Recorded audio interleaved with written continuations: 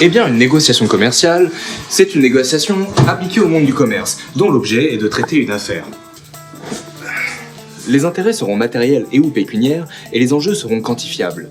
On distingue la négociation en cycle de vente court, 1 ou 2 entretiens, de la négociation en cycle de vente long, qui peut revêtir des aspects bien plus complexes.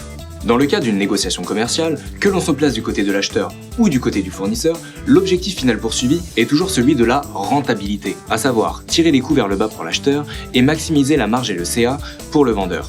Les interlocuteurs négocieront aussi bien entendu les conditions générales de vente et d'achat, mais il s'agira ici plutôt d'identifier les leviers sur lesquels chacun pourra jouer pour faire varier les prix.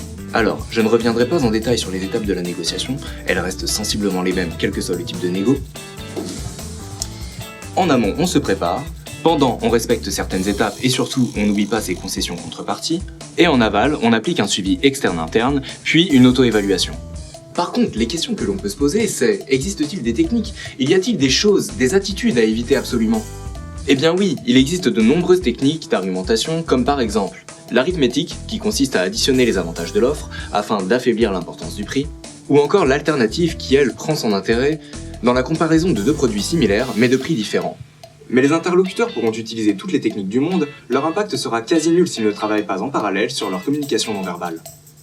Et oui, ce non-verbal qui trahit nos pensées profondes doit être mesuré et utilisé à bon escient.